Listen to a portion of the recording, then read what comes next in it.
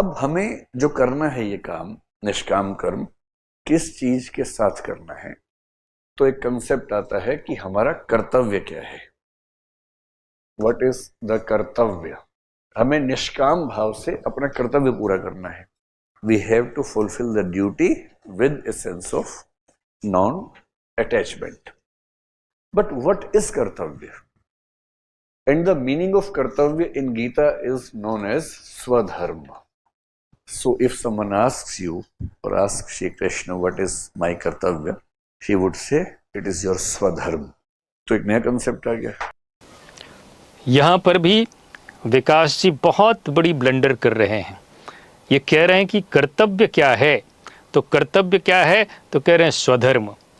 भगवत गीता में स्वधर्म और स्वकर्म ये दोनों एक चीज़ें हैं।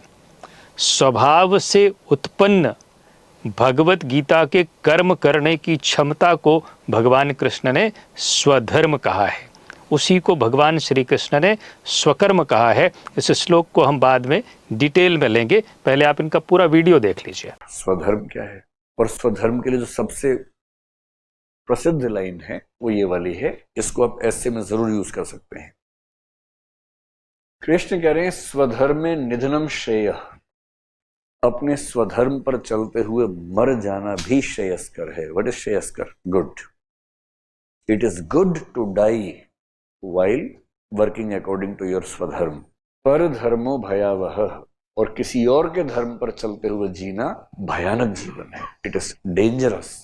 सो if you are living the life according to your स्वधर्म, even if you die, this is good, perfectly fine. But if you are leading your life according to someone else's swadharma, which is your pardharma, it is not a good life at all. तो अब एक concept समझ में आ गया कि निष्काम कर्म का मतलब है फल नहीं सोचना है, कर्म करना है। कर्म कौन सा करना है? जो स्वधर्म के अनुसार कर्म है वो करना है। लिंक समझ पा रहे हैं चीजों का? तो हमें अपने स्वधर्म के अनुसार चलना है। This is basically the message. अब आप लोगों की समझ में आ गया क्या कि इन्होंने स्वधर्म को जिस तरह से समझाया कि स्वधर्म क्या है, आपकी समझ में आ गया? Blank, not at all. ये मेथड नहीं है स्वधर्म को समझाने का। हमारी समझ में नहीं आया कि ये स्वधर्म को बीच में छोड़ करके कैसे आगे बढ़ गए, और कह रहे हैं कि स्वधर्म के अनुसार अपनी ड्यूटी करना, ये निष्काम कर्म से इसको कनेक्ट कर रहे हैं। इसको पूरा देखें जरा। जो गीता, अपने स्वधर्म पर चलो और फल मत सोचो, मिल जाएगा, अपना बस काम पे फोकस करो, ये कह रहे हैं।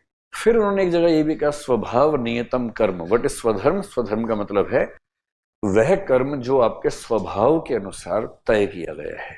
तो स्वधर्म की दो बातें हैं कि स्वधर्म क्या है? जो आपके स्वभाव, आपकी बेसिक नेचर से मैच होने वाला कर्म है, दैट इज द स्वधर्म फॉर यू। अब इसके आगे उन्होंने जो स्वधर्म की बात कही, तो स्वधर्म को भी आप समझ लें। विकास दिव्य कीर्ति जी, ये अध्याय 3 का श्लोक नंबर 35 है जिसकी वो बात कर रहे थे। श्रेयान स्वधर्मो विगुणः पर धर्मात् स्वनुष्ठितात्, स्वधर्मे निधनम श्रेयः पर धर्मो भयावह। इस श्लोक का वास्तविक अर्थ क्या है? भगवान श्री कृष्ण कह रहे हैं श्रेयान स्वधर्मो विगुणः, स्वभाव से भगवत गीता के कर्म को करने की क्षमता को भगवान श्री कृष्ण ने स्वधर्म कहा।